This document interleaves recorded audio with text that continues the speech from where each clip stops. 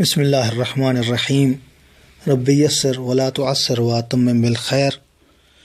مومنین اکرام، انسان کی نگاہوں کا حق ہے۔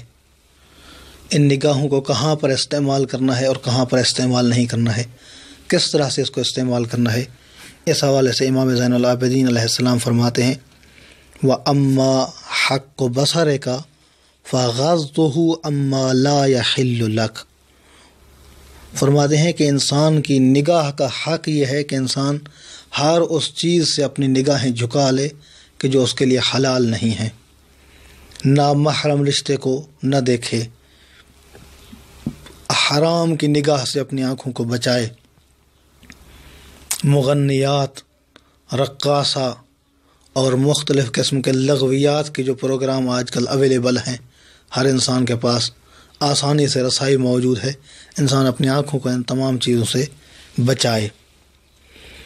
اور فرماتے ہیں وَتَرْكِ ابْتِذَالِهِ إِلَّا لِمَوْضِعِ عِبْرَةٍ تَسْتَقْبِلُ بِهَا بَصَرًا أَوْ تَسْتَفِيدُ بِهَا عِلْمًا۔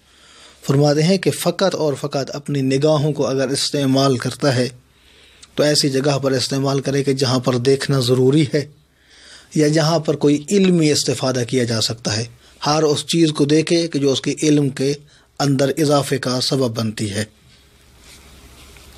فرماتے ہیں کیوں، اس کی وجہ کیا ہے؟ اللہ نے بینائی عطا کی ہے انسان کی علمی صلاحیتوں کے اضافے کے لیے۔ فَإِنَّ الْبَصَرَ بَابُ الْاِعْتِبَارِ، انسان معتبر ہوتا ہے بینائی کے ساتھ، جو کچھ دیکھتا ہے وہ اس کے لیے حجت ہے، جو کچھ دیکھتا ہے وہی اس کے لیے معتبر ہے۔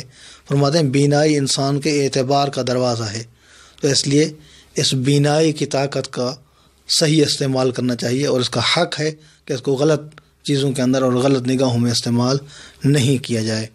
دعا ہے کہ اللہ کی ذات ہمیں اپنی بینائی کو صحیح معنی میں حق ادا کرنے کی توفیق عطا فرمائے۔ اپنا بہت سارا خیال رکھیے گا۔ محمد نقی جسکانی کو حوزہ علمیہ نجف اشرف سے شیعہ پوائنٹ سے اجازت دیجیے۔ والسلام علیکم ورحمۃ اللہ۔